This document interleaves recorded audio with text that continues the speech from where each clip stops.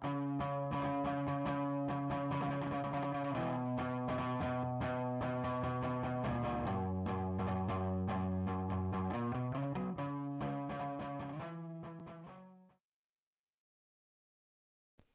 hello and welcome along to another edition of the Left Wing Back podcast.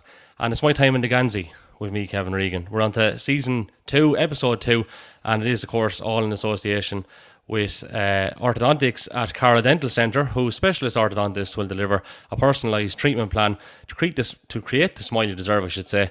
Choose from fixed braces or Invisalign with easy, affordable payment plans to suit you. You can contact the reception team on 059 91 88 188 and they look after you, not just your teeth. Okay, so a very special episode again this week, and just to say thanks to everyone who got in touch regards our last episode with Johnny Nevin, which obviously went down very, very well. Thanks to everyone who got in touch, and thanks to everyone who subscribed on YouTube. And don't forget you can do so for free, and also on Apple Podcasts, and you'll get us there on Spotify as well. You get us all across social media platforms. This week we're off to St. Fortunes, and when you think of St. Fortunes, obviously there's many standout players, but no more so than Niamh Dobbs, a real great for not just club but county, and played with the province for a long time as well. So it's a pleasure to welcome Niamh onto the Left Wing Back podcast and the My Time in the Geansaí series. Good to have you on, Niamh. How's things? Hi Kevin, how are you? Not too bad.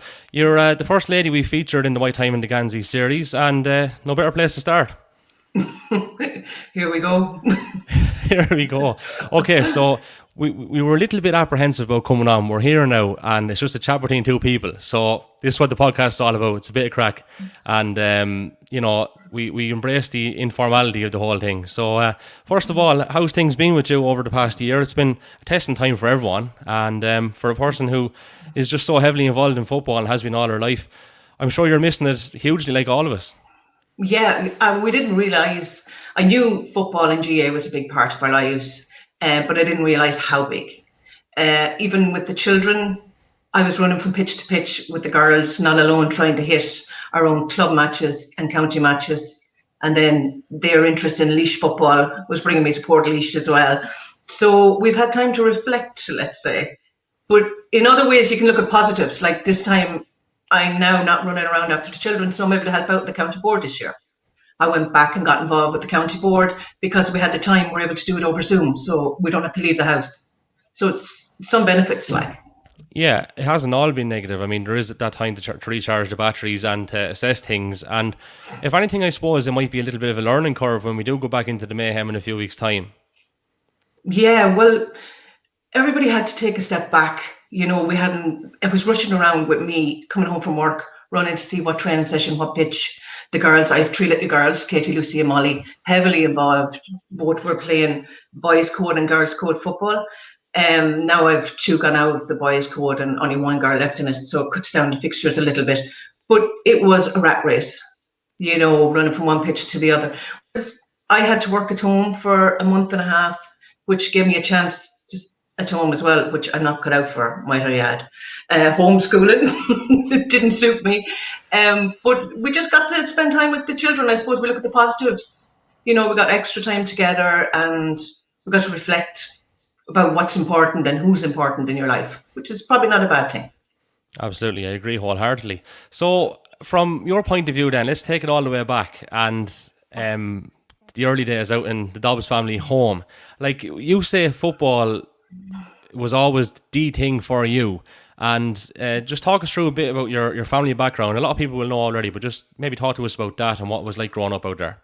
Well, we would have grown up just outside Fenna in Ballywilliam Row and Ballycaderney. We moved up to Ballywilliam Row.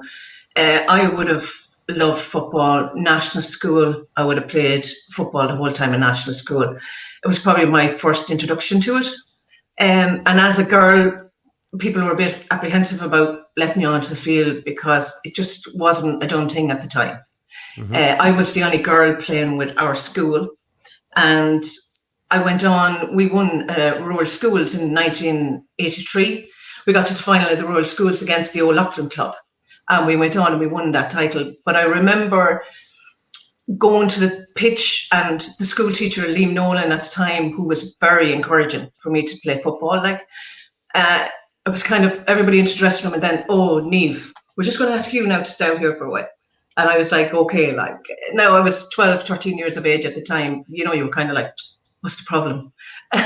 We didn't see a problem, like, but he, a man of his age, probably, and back in that age, he was very good with me because he pushed me on to play football. He obviously seen I had natural ability, I think, and he encouraged it, which was amazing for a teacher back then.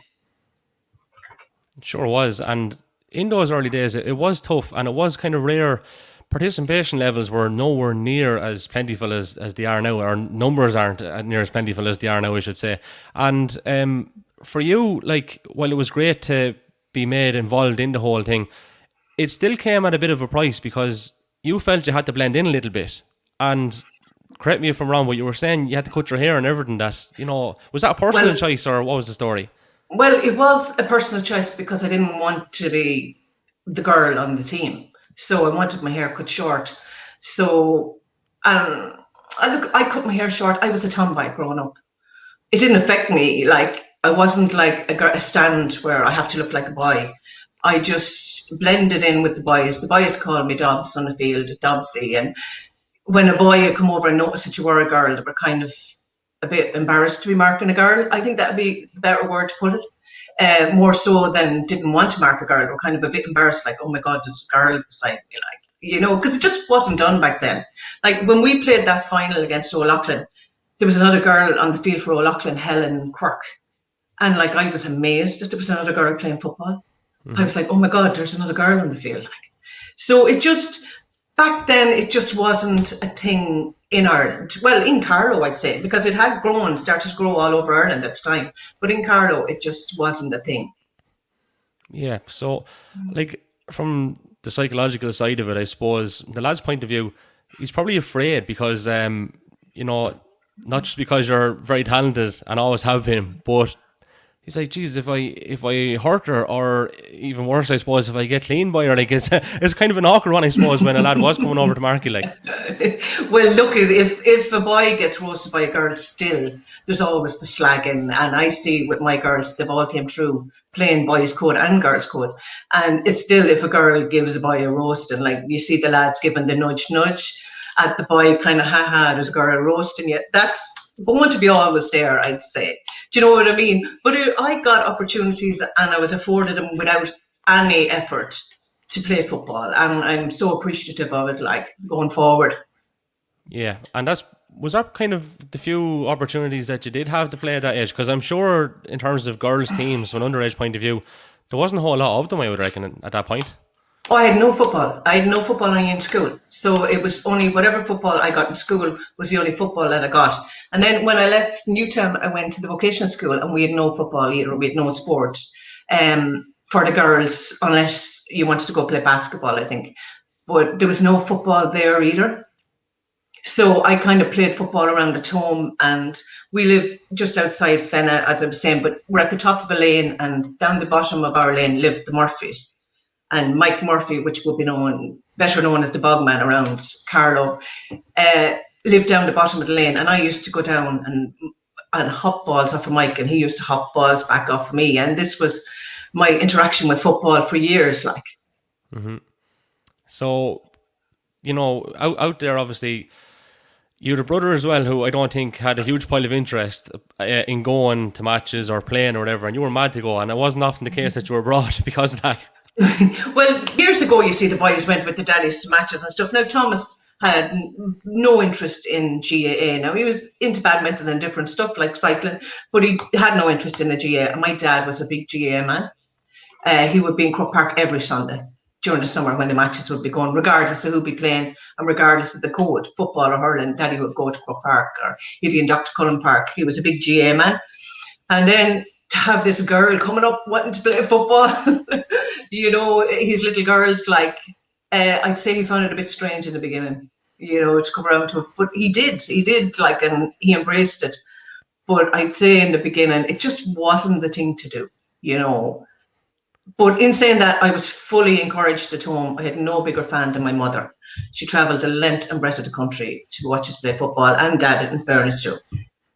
Yeah, Maureen would miss a whole lot in fairness in terms of No, matches, like, and no. so then more headaches because obviously Veronica and Siobhan wanted to go to the matches as well, and sure, of course Emma with your ma too, like, and yeah, all of a sudden your dad would have had a few more headaches because everyone was looking to go, and at the start it was only Thomas looking like he was going to be the one broad, like. Yeah, well, you see, we were all getting older because we had no football in those younger years. So it wasn't like we were young children because I had no football. So daddy would go off to the match, he'd slide out the back door and be gone to the match. Do you know what I mean? But it was when we got older then, and we really got involved, and we were following the lads' teams around the country and following our local Fennet club team to the matches, and we'd go with dad to the games and stuff. And then we branched off. I went down to college in Cork, and I didn't play any football down there because I was in a hotel course. So we were out on placement and in. And then I didn't really get to play any football till I came back to work in Carlow. Right, so that's bizarre, really, and it probably is more of a testament to how good you actually became, given the fact that you didn't have much exposure to it, but whatever exposure you did have, you obviously made it count, and you honed in on your skills, like.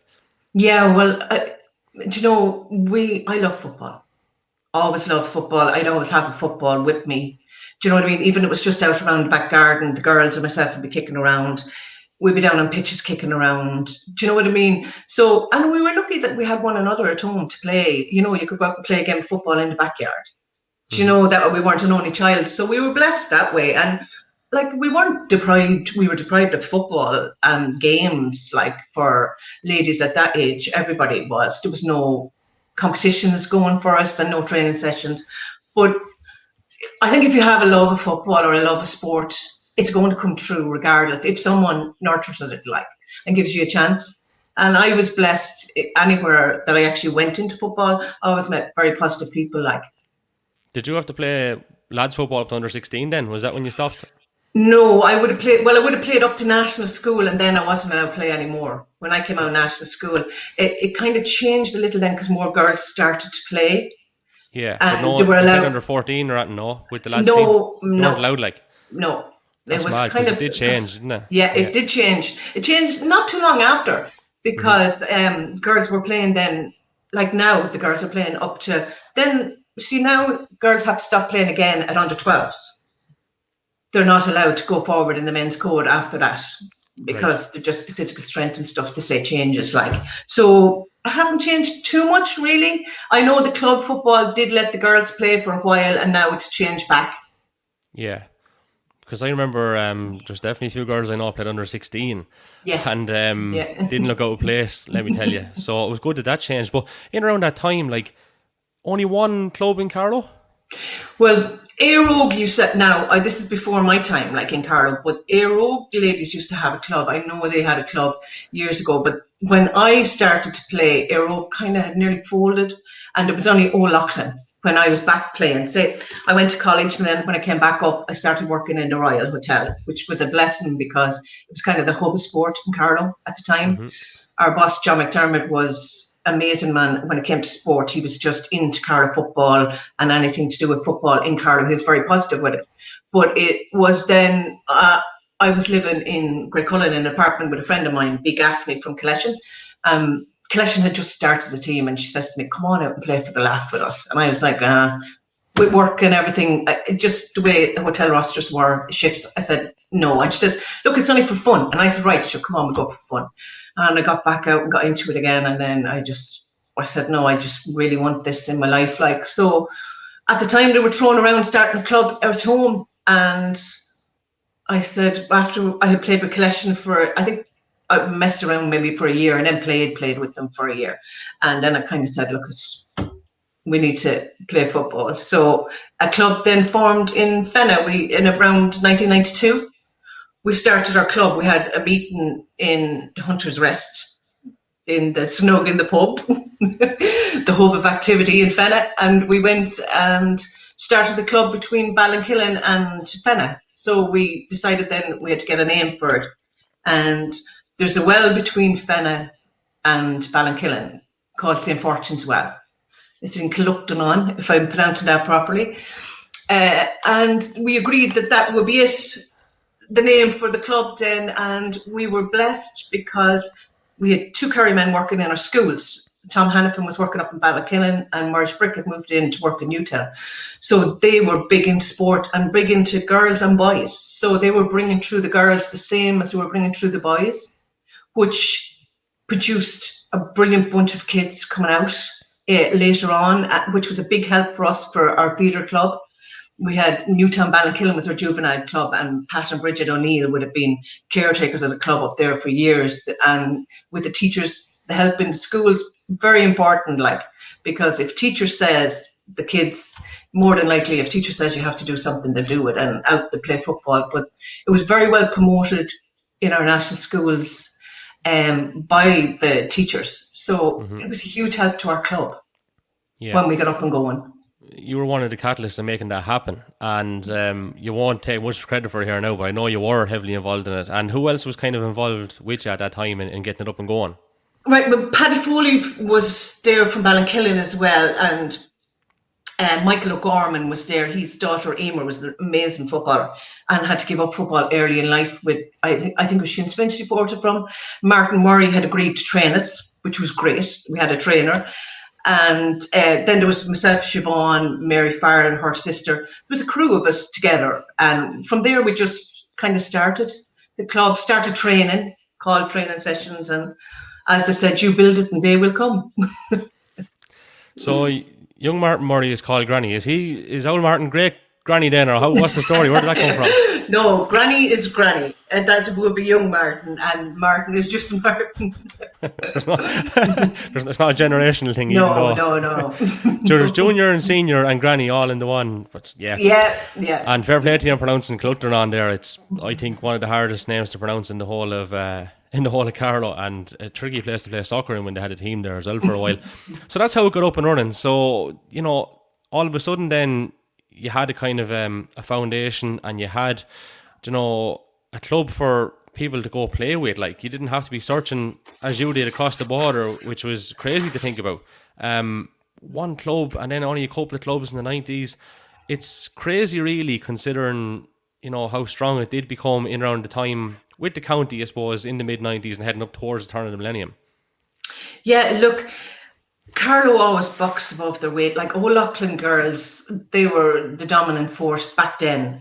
When I came back into Carlow, they were the team. Like they went out in the club championships in 1994 against a Wicklow team, and they got beaten in it. And I think they got to the semi-final again in 1995 and got beaten again in it.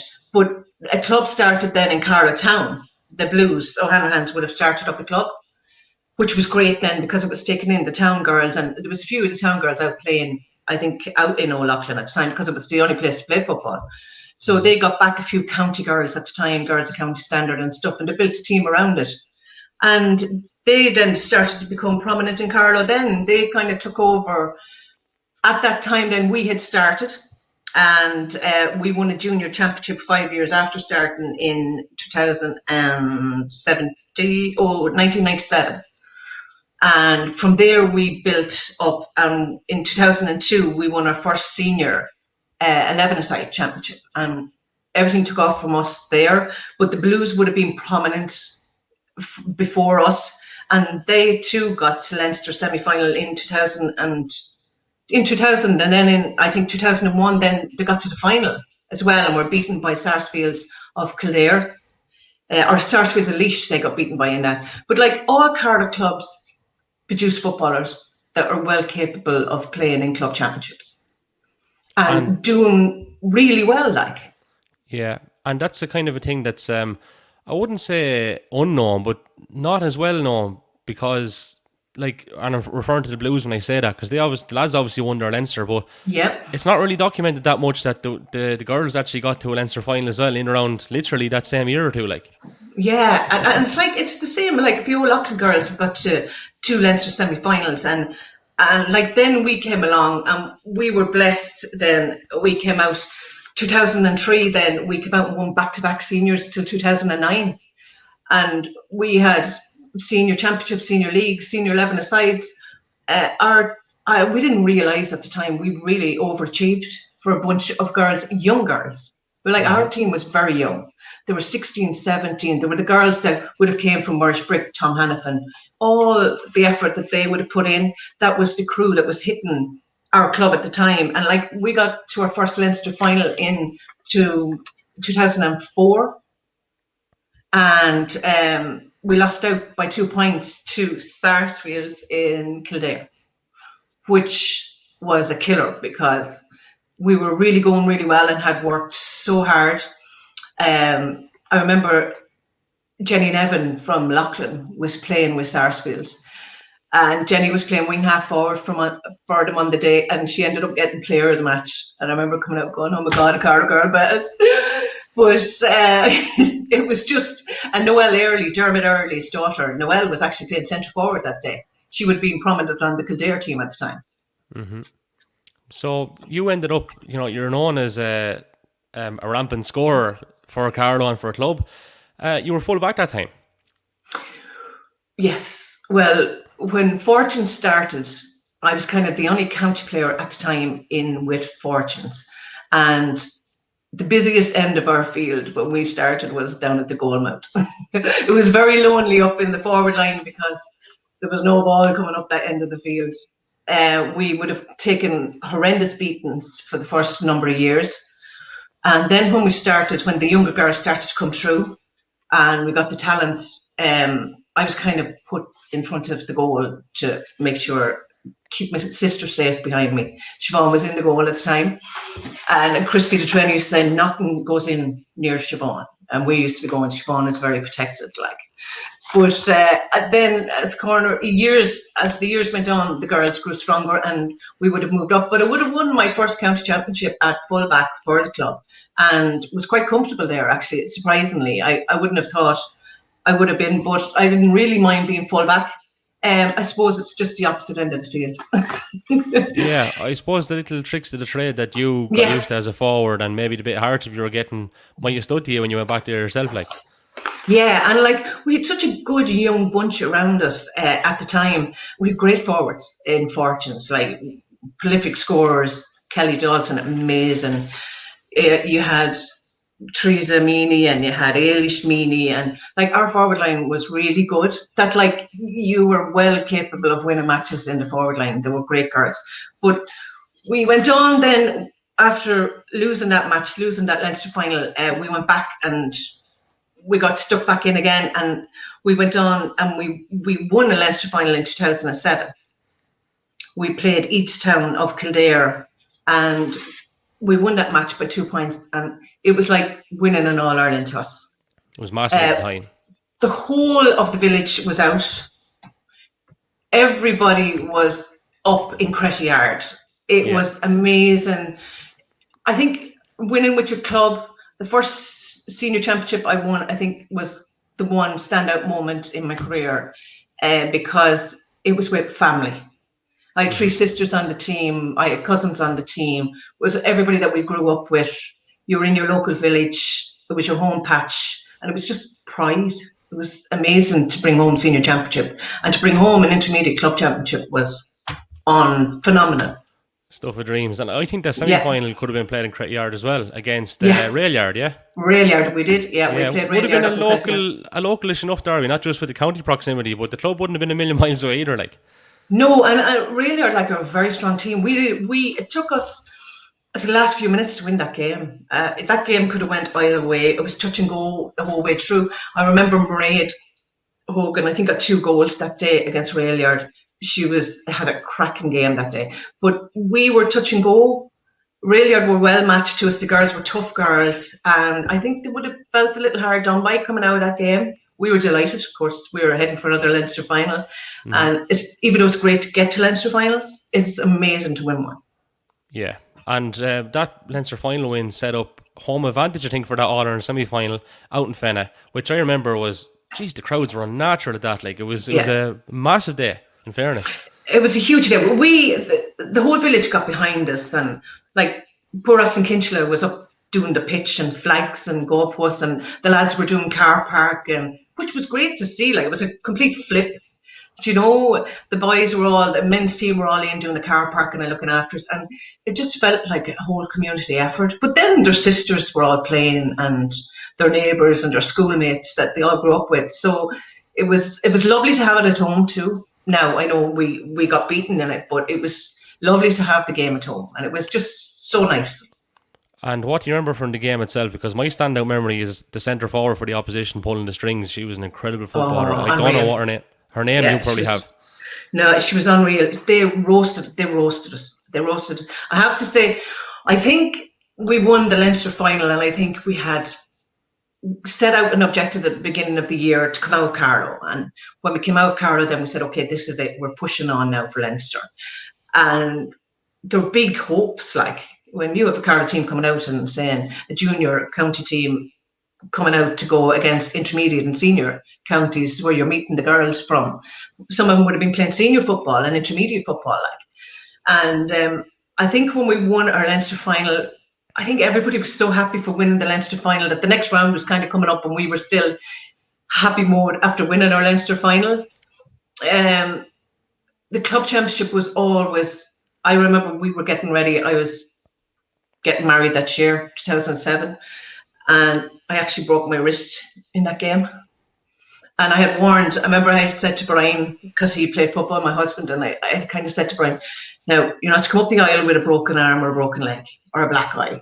And here You said to him. And then we end up getting married, and I was in plaster Paris. No way. Because I broke my wrist in the club championships. Jenny, Mac, it's an awful pity we don't have a picture of that somewhere just for just for reference. Like, yeah, I'd imagine there was a tidy conversation or two over that now somehow or another, or did you just have a laugh about it? Well, you see, it was terribly unfortunate because the cast was due to come off the week before the wedding. And I went down to Waterford. My poor mother, she said she was traumatized. We went down to Waterford to get the cast taken off. And when I went down went in, and the doctor said to me to send you for x-ray just to be sure. And I said, no problem. Came back out from x-ray anyway, went in, and they were all very quiet in the room. And I was kind of going, what's the problem? Like, and he said, we're going to have to re-break and set your arm. And I looked at him and I said, no, I'm getting married next week. I said, you can't do this to me. And he said, I'm sorry. And they rescheduled me for the next day to get my arm rebroken and reset. And I remember coming out to the waiting room, and if anybody knows Waterford Hospital, especially where the plastering and all that goes on, the place was packed. I just came out and I seen my mammy, and I just went, I'm getting married next week, and they're rebreaking and setting my arm. And you could see everybody in the place going, oh my God. I was just overwhelmed. Like, I was like going, this is terrible. But then, they reset it, and it was a running joke then. Everybody, like, Niamh is getting married in plaster Paris. And it was kind of fitting. I would never have got injured in football. And of course, Murphy's Law, the week before my wedding, to get the arm rebroken, reset. Like, we couldn't go on the honeymoon. So Brian always has that one on me. Jenny. And take the plaster Paris was white, yeah? Well, it was great because he actually agreed to redo the plaster Paris the day before the wedding for me. So they said to come back down and put another coat on it to keep it clean, like. So I said, yeah, but enough. it was white as well, so at least Sebastian would dress. Yes. It was well hid with flowers, I have to say, on the day. yeah. Geez, that's mad. I didn't know that at all. Like, that's crazy stuff, really. So yeah, you did a good job hiding it, and there must have been such a what do you call it? An inconvenience though on the day as well, because there's so much stuff to get through. Like, when you think of a wedding day, and I'm supposed to get married in a few months' time as well. So, it's all ahead of me. I know the headaches, and in fairness, now she's looking after most of them. But I have a few myself to sort out, and I don't know if there's any amount of Panadol that'll sort it, Niamh. But like, that's tough going. I don't know how you actually did. You consider, probably a stupid question, did you consider actually moving it at any stage? Moving the wedding. Well, Yeah. You see, we had put our wedding around football because we said we get married in October. So we were kind of saying, well, if we do well in the clubs, we'll have a Leinster final. If we get to it, that'd be over. And you're kind of between county season and club season. So our wedding was planned around football. So there was no chance of moving it. Yeah. It was just going ahead, and that was it. But look, it was a broken arm. you get over it. It was my wrist, but it was a big laugh because Father Foley then, Brian went to put the ring on my finger and sure it was the hand that was broken and it wouldn't fit on it. And we just giggled the whole way through it. So we did, and we had to put it on the opposite hand, and we just laughed the whole way through the sermon because it was the butt of the jokes. Yeah, it was the butt of the joke for the day. And look, it's a wedding that people won't forget for, not just that reason alone. Like that's just one big reason that it'll stand out or whatever. But Jenny Mac, I tell you, there's women out there now that would just cancel the whole thing, but fair play for going along with it and seeing the lighter side of it as well, because like for a lot of people that could ruin the whole thing, you know what I mean? But not you, in fairness. Well, no, I did have my little meltdown when the doctors told me that to re-break. I was thinking of the honeymoon because we didn't get to travel on our honeymoon. Then I wasn't allowed to do a long haul flight in plaster, so we had to cancel the honeymoon, and that was it. Like, so that, especially when I had done so much warning on Brian, be careful now and don't have a black eye or anything. It was a good joke then, you see, during the speeches. But you did get to have your honeymoon eventually at some stage. We'll pass on that one. I tell you, when this COVID is over now, we're only about 14 or 15 years late. But Jenny, okay, we'll move on, Niamh. We'll move on because I could end up in plaster of Paris if I keep digging. So, like, I suppose we still have more of a journey when it comes to the club stuff, because you had kind of retired, for want of a better phrase, and then you came out of retirement and another Leinster final. Well, I would have given up football because I went and I was lucky enough to have 3 beautiful little girls, and the girls were all kind of born on top of one another. So I would have had 3, under 3. So I was kind of very busy at home, and to get to a match was nearly an ordeal as it was. So I decided then in 2012 that I'd go back just for peace of mind and to get out, and that I'd go back and just do a bit of training with the girls. In the Fitch, no stage was I going to be playing football, like, and the girls went on and they won the county final and I wasn't near them, but we had a small panel that year. I think there was a panel of 21 or 2, and I know we got 4 or 5 serious injuries at the time, like girls that were gone, and you were watching them, you were saying, oh my God, she's gone, and they got through the club championships. We just seemed to pick up injury after injury going through the club championships, and then we got to play Thomas Davids up in Dublin in the Leinster final, and that day, Christy said to me, Niamh, you may tug out. He said, we just need the numbers just in case anything happens. And I said, okay, fair enough. And then that day of the match, Christy said to me, Niamh, you're going to have to play. And I was looking at him going, you can't be serious. And I'll never forget it because Christine McGinty, she would have played senior football for Dublin for years. Christine was also playing that day. The two of us kind of came around the corner and looked at one another, tugged out, and we just burst out laughing because we would have been of the same age group. And Christine was kind of laughing that I was still playing and that she was still playing. But Thomas Davis that day were outstanding. They mopped the floor with us, but they did go on and win the All-Ireland after. But yeah, the club got to another Leinster final, and they're an amazing bunch of girls. Like, that club exceeded every expectation that was put in front of them, and every challenge that Christy set for the girls, they took it on. And Christy and Carmel were a great bunch to be overs because Carmel was very steady and kept us all together and kept the girls highly motivated, and Christy was very good tactically and on the field, and they were a great blend of management. And Carmel would have had 3 daughters playing on the team as well. So it was real family effort. Christy's wife, Jen, who we lost last year, she was playing in goal. And it was just a big family. Like, there was such a group of sisters. Like, there was the Brooks sisters, there was Mary and Sonia, there was the Dobbs sisters, we had the Kinchless sisters, the Kane sisters, and the Meany sisters. And the whole team was nearly made up of relations and sisters or siblings. Like, so they died for one another on the field, in fairness. And that's what local football is, and that's what club football is. Yeah, absolutely. Couldn't agree with you more. And it's kind of a thing where I'm not quite sure we get that level of siblings on the field of play, because there was times where you'd have 3 and 4 playing per family, and I don't know if that's going to be an ongoing thing.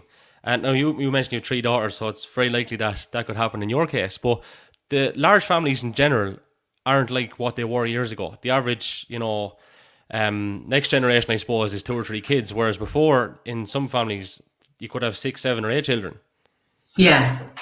Well, I know when we were playing, say when I was playing county football, we would have had the Griffin sisters, Moira and Rena. We had the Brennan sisters, Anne, Kathleen, and Margaret. And then we would have Geraldine Marr and Laura Bulger. They would have been sisters.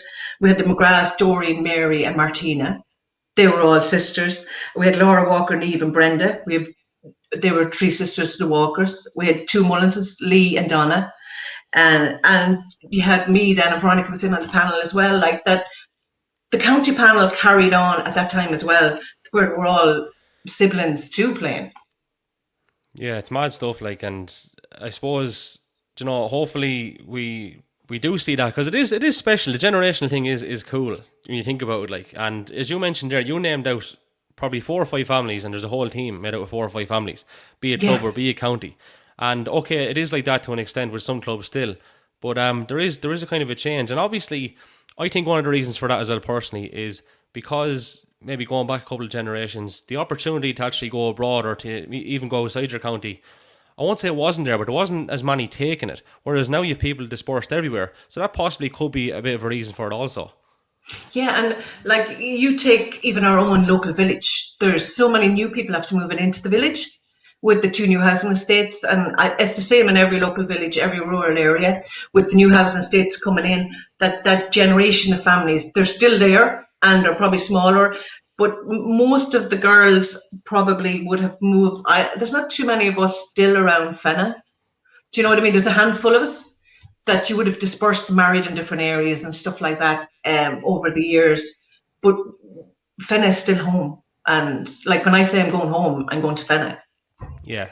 You know what I mean? And it will always be, when I say I'm going home, it's my home, my Fenna. It's Fenna, it's where I'm heading.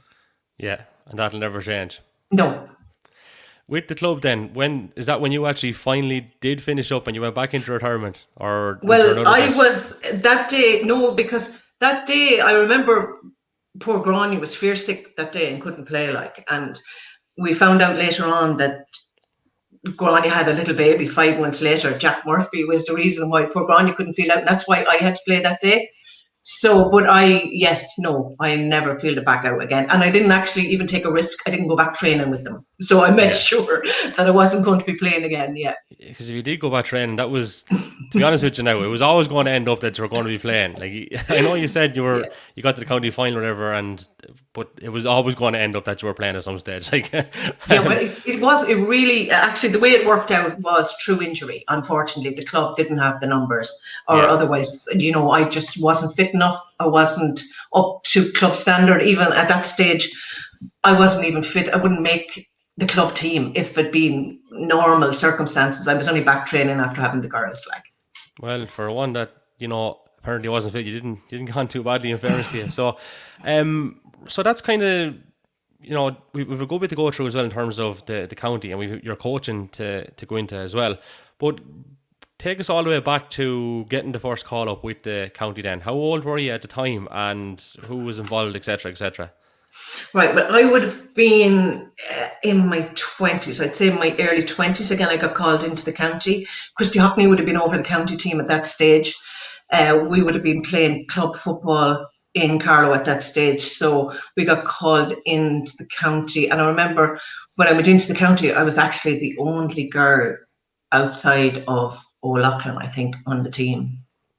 Maybe there might have been 1 or 2 others, but I think the bulk of the team was the O'Loughlin girls, because they were just so strong at that stage. And the team that I was so lucky, I joined a team that was building, coming to kind of fruitfulness.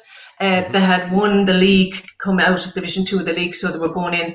I kind of sat on the county panel maybe for a year. I just got injured, picked up a silly little injury and got injured, and kind of didn't make it to the actual panel, I'd say, for maybe 2 years after I joined the county. Mm-hmm. So the county had great wins in the league and had started to build up to that junior team that won the first junior title, like the first Leinster. Yeah, and that first Leinster was 95, I think, yeah. 95. We played Dublin that day in Dr. Cullen Park. We were blessed because all Leinster finals were in Dr. Cullen Park, regardless of who was playing in them. So it was great to get into Dr. Cullen Park and play locally in a Leinster final. I remember Dublin came out onto the pitch that day for the warm-up, and we done our warm-up, our usual few stretches and our carry-on, but theirs was a military set. We were like going, oh my God, look at this for a warm-up. And the whole lot of us were we were intimidated by their warm-up. But then when they came onto the field, we actually played really well and won well. Do you know what I mean? So they were fully kitted from head to toe coming out, and it just goes to show that little things make you on edge. I was always a very nervous player. I would put terrible pressure on myself before games. I was up to the older girls in the club and in the county that used to help me get through it. I'd put fierce pressure on myself for the week building up to matches, especially big games. And I'd have myself really sick in the dressing room. So it'd be so important to get a ball to me early in a game to help me settle. And the girls would have known that, and they'd try to get the ball into you as quick as they could. And they'd try to get me out of the dressing room because I'd be making the rest of the squad nervous. Would you be physically sick, yeah? I would, from Thursday. Yeah, I was desperately bad. I just, kids dream about monsters. I dream about missing a 14-yard free and the last kick of a game. You just put silly kind of pressure on yourself. I know the club teams and the county teams now are better equipped because there's more education now around, and they all have they're just better equipped. They have all the helpers, the different aspects of county training now. There's 6 or 7 involved in county training now. Do you know what I mean? Where Christy was involved with us and we done the running and everything, there was no background team to deal with all the other issues. It was just everybody out in the field trained hard. We were very fit. I happened to be so lucky because I hit with a group of girls, both club and county, that had the same goals. All the girls were 100% invested. They were invested in training and in one another, which was great to see. There was great camaraderie. The girls all got on so well. My best friends are girls that I played football with all my life. And it was brought through. We trained really hard. We trained so hard in the mornings. Christy was big into fitness training. So there'd be lots of runs, long runs and stuff in our training and stuff, where training has completely changed now towards what we would have done on the field. And just to go back to the whole nerves thing and everything before the game, it didn't affect you when you're out in the field because you always performed. So, a lot of people are affected different ways before matches. As you say, in some cases, you're not the first person that's told me that they've been physically sick. A lot of people will be very, very nervous. And unfortunately, sometimes it can get to people and they don't perform. So how did you not let that affect you, even though you were physically sick? Because that's obviously taken a lot out of you in terms of energy as well. And probably not sleeping for a couple of nights. As you say, you're thinking about the game. You have the game played probably 100 times before you go out and play it. But yet you still went out and played well. So how did that work I was blessed with the girls. The girls knew I suffered with nerves around, and they would, and even the trainers would have known I suffered badly with the nerves. But the girls would get a ball to me as quick as they could because they know the longer the game went on, when I didn't touch a ball, the worse I would get. So the girls knew, get a ball in quick to Niamh and just get her to settle. Can I just ask what the exact fear might have been? Was it just the fact that you were afraid of playing bad? Was it the fact that someone was looking at you? What was the thing that you do something? You know what I mean? Well, there was no fear of anybody looking at you because the ladies' football was so badly supported. There'd be only your family and close relations sitting in the stand, in the dugout. You'd hear the echo all around the field. It was underperforming and letting the team down. And the psychiatrists and all working with teams now, sports management and everything now to deal with all that stuff. But it was more the work and effort that had went into getting us to Leinster finals, and you didn't want to be the one to miss the score that could have won the match. And it was just, I put the pressure on myself. Nobody put the pressure on me. You were still able to channel it though correctly, which is the most important thing when it came to it. Sometimes I did, and more times, I had howlers where I was just hoping that the referee blow the whistle or that I'd be taken off. There's days you can go out and have great games, and you prepare the same way. And there's days that just nothing goes right for you. You meet a full back or someone that's well able for you. You can't win the ball, you can't even judge the bounce of the ball. And nobody plans those days. Every player has experienced those days. And to get that day on a big day is so bad. It's like a disaster, because you're only as good as your last game. But if you can't perform on the big days, then you have problems. And it was that extra pressure, knowing that the team needed you and that you had to perform. But like, we had such a great team. Like, I wasn't the scoring forward for the county. We had Kathleen Brown and Marion Ingram and Geraldine Marr clocking up fierce scores through games. We had them coming through midfield, Christine Dunn. So that pressure for me to score wasn't there. It was more perform on the day, to be up to standard with the rest of the girls. It wasn't like I was the one who had to score. Yeah. And do you think that has stood to you now as a coach? Do you see yourself in someone else, in terms of, you see that they're a bit nervous, they're a bit apprehensive, and are you now able to reassure them, now that you've obviously been there, you've done that? Do you have the skills and techniques to actually maybe calm that person and make sure they do perform, because you've been through it yourself? Yeah, well, everybody deals with stress different. Like, some girls will listen to music now going into training sessions. You see them relaxing, going in. More girls go for a light jog training session beforehand to relax. But any of the younger kids that you see them coming through, they'd be nervous in the dressing room. You'd hear the cogs tipping off the ground, the leg doing 100 mile an hour, and you'd be going, you're going to be grand. But like, the only advice I give to the younger players is believe in yourself, and like, all the training that you've done and everybody around you. It's not just you on the field. And like, that's where my security was. I had girls all around me, natural ability, and that team was amazing. Like, they were so highly skilled, that girls team that we were on. Back then in ladies football, there was only junior and senior. There was no intermediate. So really, in Leinster, there was kind of maybe 2 or 3 senior teams, and everybody else was kind of junior. Laois were the kingpins of football at the time. Laois, Monaghan and Waterford were kind of the 3 top ladies football teams in Ireland at the time. And we would have been, I'd seen the Carlow girls got picked for the interprovincials. Like, we would have, and any of the Carlow girls who got to play would match any of the senior players. Like, they were really talented bunch of girls. They didn't lack ability. When we played senior girls, we would have got practice matches against senior clubs in Wexford and in Laois, and our girls would have matched them. You know, the ability in the Carlow squad and the depth and the panel. We had a great panel which pushed everybody on the field, and that was another anxiety level then on the field, because you knew, like, if you were really bad, that you get 10 minutes and you'd be taken off. There was someone waiting to take your spot, like.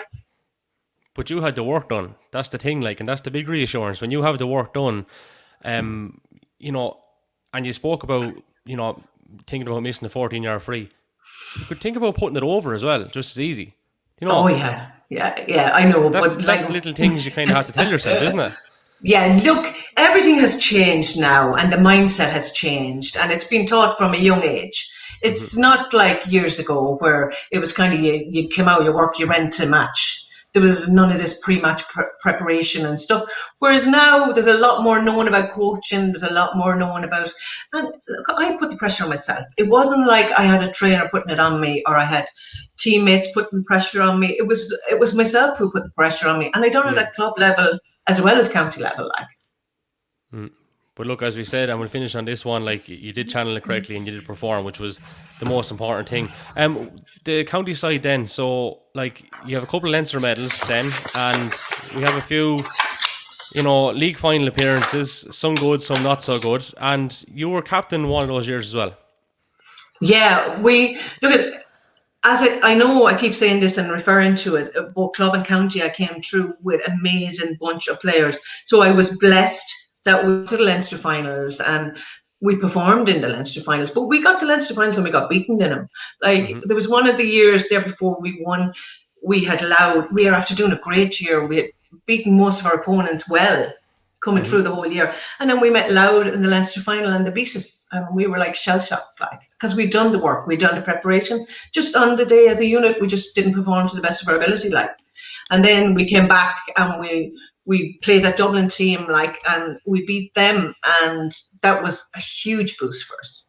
And we went on to the All-Ireland semi-finals and the quarterfinals and semi-finals, and we met Tyrone, unfortunately, and they gave us a good hockey on that day that we played them in the first time. And we came back and we rebuilt again. And in '99, we hit another Leinster final. And we won again. We were playing Kildare in that Leinster final. And I remember that year we had a great campaign from the league. We did a great campaign in the championship. And Kildare would have been heavily fancied in that game. But we didn't actually worry about Kildare that day because we'd so much done ourselves. And we kind of said, we just get out now and play our own game. And Brendan Hayden was training us that year. Brendan was with us, James Moran and Mary Ann Dunn. And we prepared really well again. And, the belief was just in the girls. And on the day we went out and we had a cracking game. Everybody played to the best of their ability. Nobody lost their position.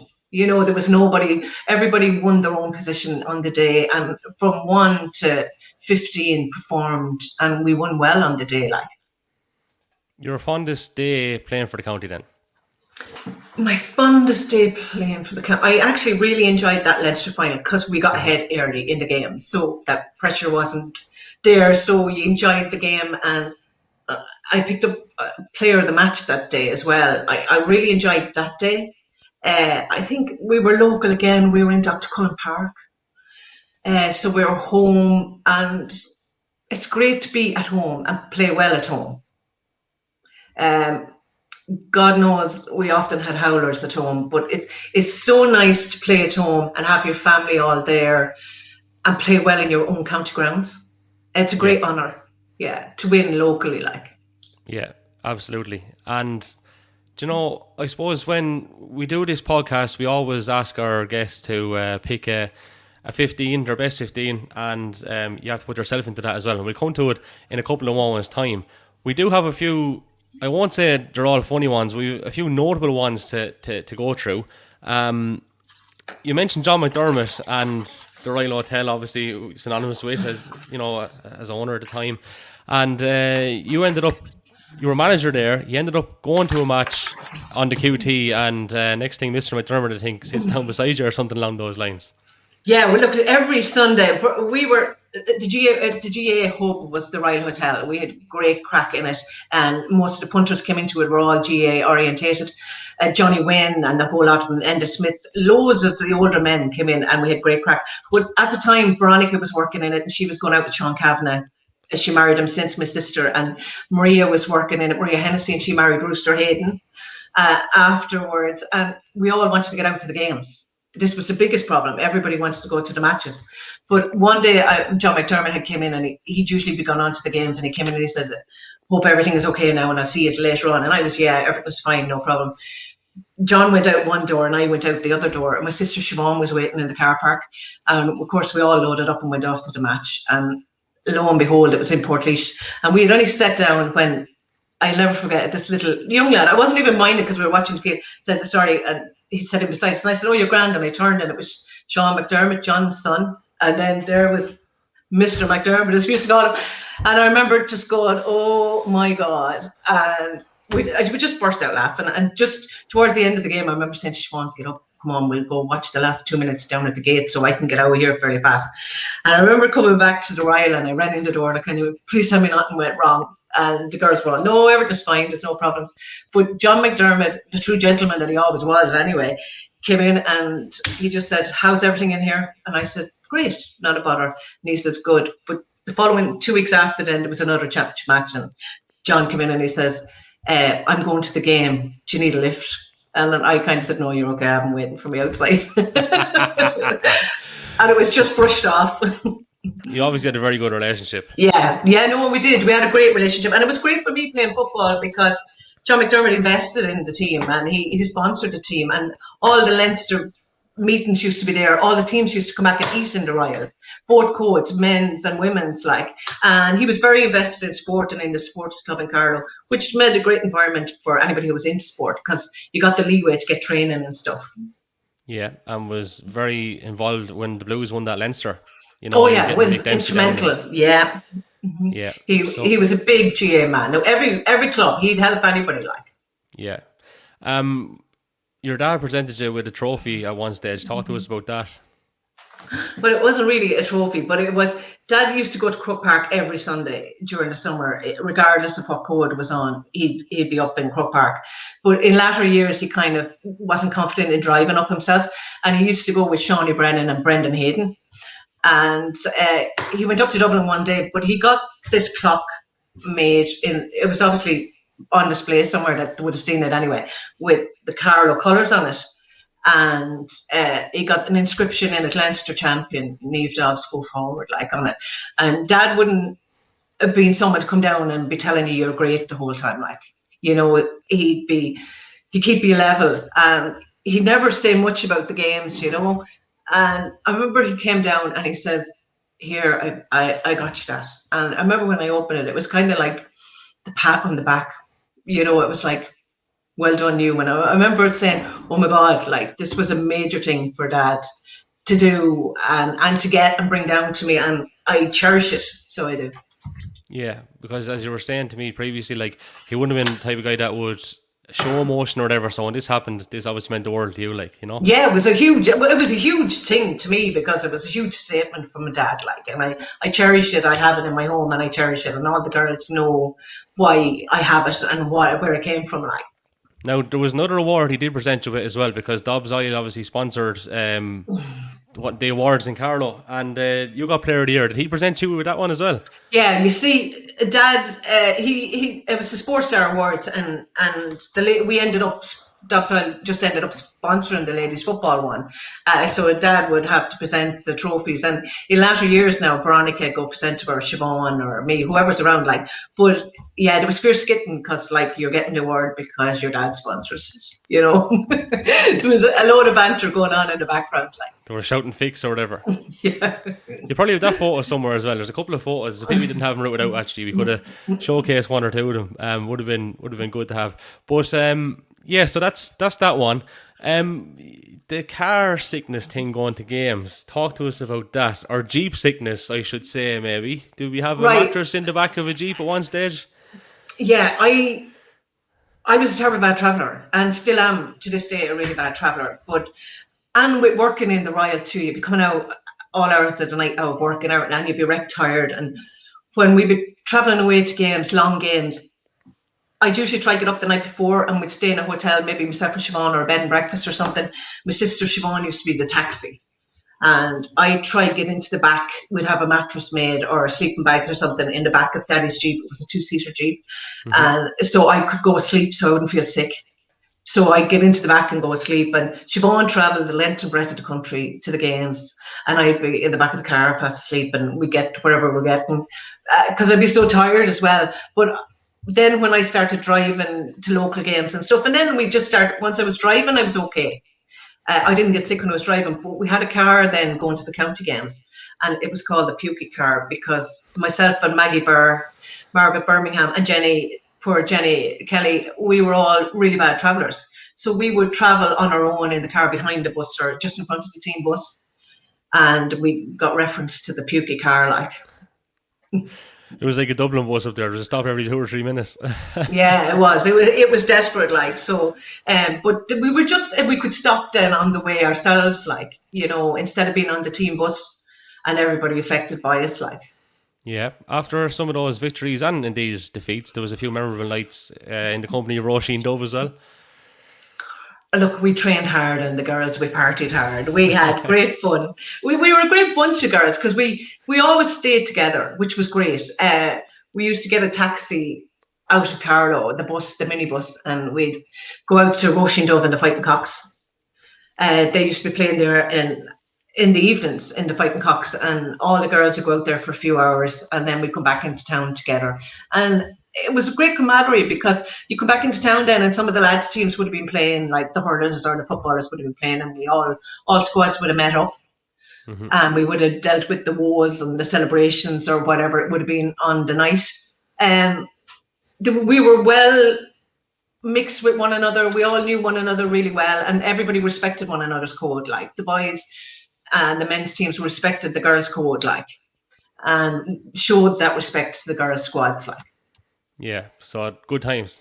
Yeah, we had we have great times, and no, it's great because there was none of these phones, so there's no evidence flying around the next morning. You know, we all had good fun. Probably a good thing, Niamh. Probably a good thing. It probably is. Right, so like just before we go on to the team then, just from a coaching point of view, I'm interested in that because you started doing your coaching badges or whatever back in 1998 with Turlough O'Brien, I think was there as well. And from an early age, go on. I was going to say from an early age, then you know you were very interested in the coaching, and you had a bit of forward thinking about you. And not only that, you took on an under 14 lads county team as well, which was a big enough thing, like. I think how it came across was because all these coaching badges had started to come into GAA, and you had to get your coaching badges if you wanted to coach. But we had done our fundamentals at the time, our foundation courses, and myself and Turlough O'Brien and Tommy Wogan from Aero, the three of us travelled down to Wexford, Damien Fitzhenry's club, to do our badges because there wasn't a course in Carlow at the time. So we went down and we got our coaching badges, but then the following year, I think you had to have your coaching badges to train inter-county teams. And I remember I was approached to take on the county under 14 boys. I would have trained our own code, the girls under 14s and that for years, and loved that. I liked that age group. But I remember the first day at training, all these young lads coming in to training, and the first experience, the county under 14 team, and there was a girl standing there with a whistle. And I remember some of the young lads just looking, kind of going, "Are you serious?" Now, James Kinchley would have been from my own club at home. He would have been one of the guys, and a few of the other, I'm not going to name them, a few prominent Carlow players at the moment would have been on that under 14 team. But after, I'd say, one or two sessions, they knew that there was no mess, and in fairness, they fully committed and there wasn't a problem. I think it was more the older generation had a problem now than the younger generation. Yeah, so you know, it's just funny looks. Were you nervous in trying, even though they're only 14, trying to win them over as well? Because at that time, you know, a girl going in taking over a county team like that wasn't the easiest thing to do. Like, so did you have much hassle in trying to get them to cooperate? We'll say. No, but I tell you where the problem probably came in more so was during the games. You'd have the games, you pick the team, and then the selectors would talk, and the kind of the boys, the men were more listened to maybe than they were kind of, you know, I'd say the fathers of the kids and the older people, the boys weren't too bad. They got, after a day or two with me, we got on the finest. There wasn't a problem, like, and in fairness, the kids got in and trained really hard, and I was blessed. There was no real messers on the team, which could have happened, and they were really good, like. But I'd say it was more so the selectors that they would have listened to. You would have found their problem there more so. Yeah. But in the training session itself, it wasn't an issue. Mm-hmm. And you went on to coach a good bit since. You've been involved in teams that, you know, you mentioned Leinster finals as a player. You're involved there as a mentor as well. Yeah, I would have went and trained the regional college girls then for 2 years. We would have missed the season because of the foot and mouth came in, so we would have missed the season there. We would have trained and kind of missed all the competitive games. Then I kind of left it then and came back to it then in 2007. I had finished playing county football, and George Coleman and Paul Canan were in with the county girls, and George had asked me would I come in with them. And I came in with them that year, and they went on and won a Leinster final that year, which was great. Then again, like the county girls went and won. And then I kind of left it again, and I came back in then with Bart Gilmartin in 2018 and Vinnie Lamb, Bernie Hickey. And we came back in with the girls. That's the last coaching that I would have done. I love coaching. I love the promotion of ladies football. I love the development of ladies football, and I just love football. I love being involved in football. End of story, says you. So yeah, you know, you're obviously involved, I think, now on the Leinster ladies board as well. Do you ever envisage a thing where we have camogie, ladies football, and the GA all under that one umbrella. Because in recent years, it's still happening where there's fixture clashes and great dual players can't be accommodated. Like, it seems a no-brainer for me. What's your own stance on it? I feel so sorry for the dual players because they're very talented, both codes, in men's and ladies football, and I can't understand how they can't work together. I just feel for the player because you have a window of your life where you're able to do this. And I think if they put their heads together and work together and arrange training sessions like where the player is not burnt out trying to keep both sets of coaches happy and trying to keep both codes happy, that if it all came under the umbrella, it might be a better help for dual players. But at the moment, it's not really suiting dual players, and they're not making it suit dual players. And it's such a pity because it's a gift to be a dual player and you should be allowed showcasing both codes. Would it help under the one umbrella, or would you still have the kind of pig-headedness on both sides, for want of a better expression? Well, I'd love to think if it went in under the one umbrella that it would help, but I just think the mindset, you even see it to get pitches for training sessions, to be allocated playing time on fields. It's still a problem to be guaranteed your training field, even for inter-county footballers or camogie players. You know what I mean? Yeah, I think there needs to be an overall look at it. It is getting a lot better. I was a little bit shocked this year when I came back involved with the county that the county ladies finals weren't in Dr. Cullen Park, because that used to be the showcase of ladies football. I hadn't been for the last few years, and I'm just hoping that they're back in again now this year, because it's every kid's dream, regardless of whether you're a boy or a girl. When you're a small child going to matches, going to Dr. Cullen Park, that's where you want to play. Mm-hmm. You want to play in Dr. Cullen Park, yeah. It was the showcase of Leinster football, as well, just to point out, not just... Yeah.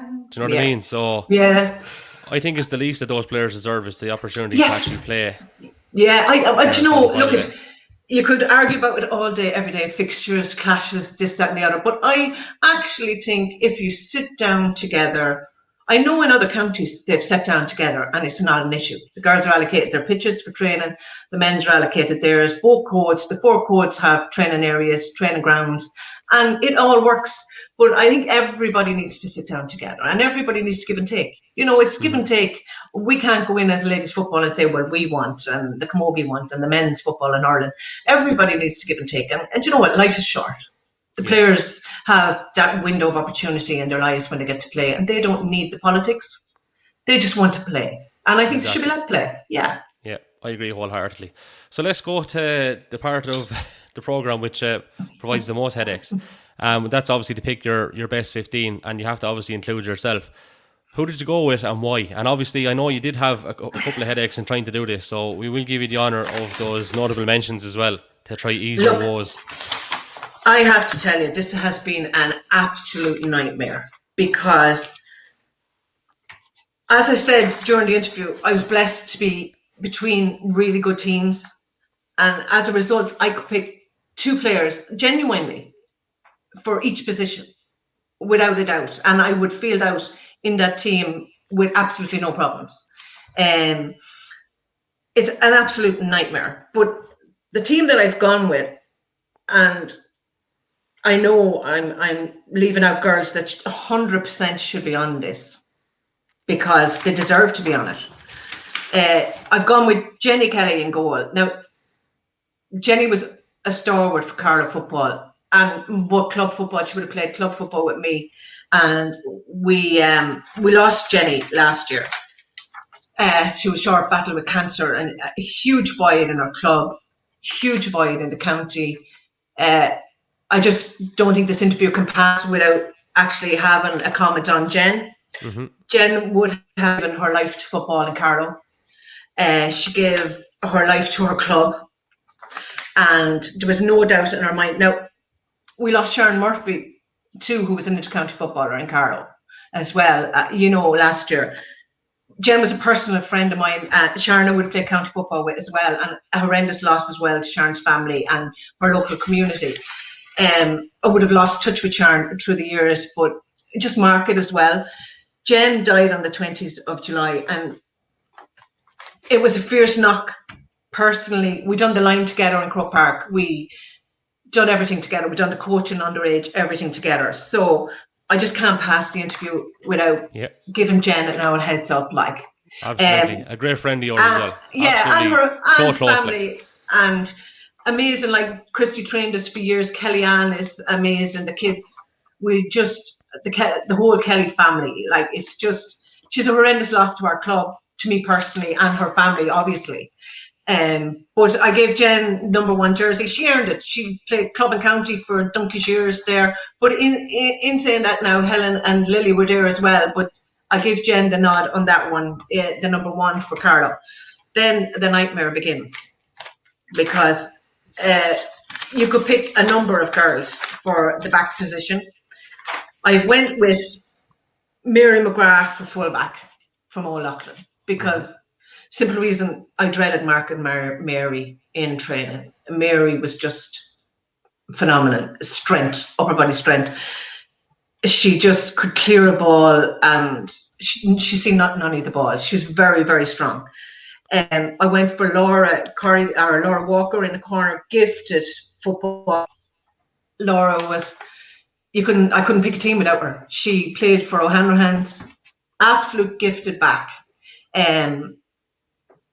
Was on an interprovincial team with me. She just was an amazing all-rounder player, an absolute athlete. And the other cornerback then, you know, Maggie Dial, Joanne are there as well. But I gave it to Margaret Birmingham, because she was so tough and dogged as well in the back line. Like, I remember Maggie getting a belt in a Leinster final, and she couldn't remember 3/4 of the game. She had a stormer, but just after the game, she couldn't remember it. She got a terrible clash of heads during the game.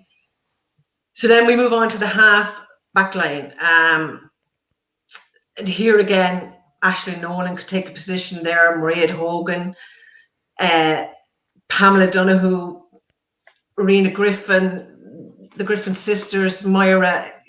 It's just so hard. I went with Aisling Nolan on the half back line, Laura Corrigan centre back, Anne Sullivan could have been playing there either, or Doreen McGrath. Pam Donoghue, then I've given it to on #7. Again, a number of the girls could have got that jersey as well. And then midfield now didn't cause me too many problems, I have to say. It was out and out Christine Dunn and Fiona Kelly. Katrina Corcoran from our club could have fitted in there as well. But Christine and Fiona were amazing in midfield, won all the titles up along.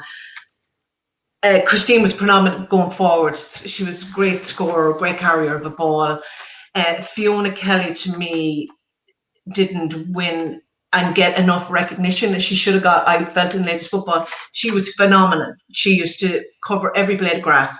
She'd be the girl that would be down, taking the ball off the goalie, giving it to the half-back line, collecting it again in midfield and giving it into the forwards. Her work rate was phenomenal on the field.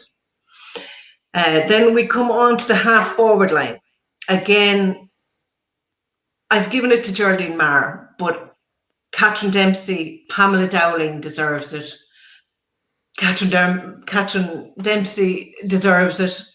I give it to Geraldine because, apart from being a great player, Geraldine was a phenomenal leader on the field. Geraldine would have given a talk to us. She was captain one year, going out onto the county field, and the hair stood on the back of my neck in the dressing room. If you missed something, she was the one that came down and gave the thump on the back and told you, lift your head, let's go. She was just a great leader all over the field, and she just pushed us all to be our best. Then we come to number 11, Kathleen Brennan. No doubt in my mind, Kathleen Brennan would take the number 11 jersey. I have always said it. Anything that I would have won in my county career, I would owe it to Kathleen Brennan, because Kathleen was phenomenal. She would win the ball, take on her own player, and make mine choose between me and her. And usually then I'd have the easier job to finish off the score. Kathleen would have done the work. Outstanding player. But a lot of these girls were dual players. Kathleen was a camogie player, Geraldine was a camogie player. You know, all over basketball player. She was just a genuine all-star as far as I'm concerned. Number 12, then I give it to Mags Kavanagh, Dermody. She would have been Mags Dermody, married Mags Kavanagh. Now, Kelly Dalton, again, could have taken this for our club. Mags was physically such a strong girl. She was European champion kickboxer when she was playing with us. So that'll tell you the strength and the ability in Mags was unreal. Like, she was a great carrier of a ball. Dogged, could win any ball in the air or on the ground, a great passer of a ball. Then we go into corner forward. I've given Marion Ingram the number 13 jersey because Marion was a phenomenal scorer, and if you look back on any of the Carlow score sheets, Marion will be top scorer nearly in every game. Her free taking abilities off the ground and out of her hands were unbelievable. So Marion gets that. I put myself in full forward because you told me to. And all the guests love doing that, you see. And then at the corner forward, now again, absolute nightmare. Liam Mullins could have been there. Do you know what I mean? Any of the forwards. You had Geraldine Marr's sister Laura was outstanding in that position as well. There's so many girls not getting mentioned here, and every one of them would actually deserve it. My club girls at home, the forward line, Teresa Meany, any of them, and the county, we were pushed in training because the sub bench was so strong, and that's why I feel so bad, because we all would have been in and out of the panel in naming anybody, but I've given it to Ailish Meany, again, another brilliant free taker. She would have been another ear than most of that team. Most of that team is the older team that I would have played with.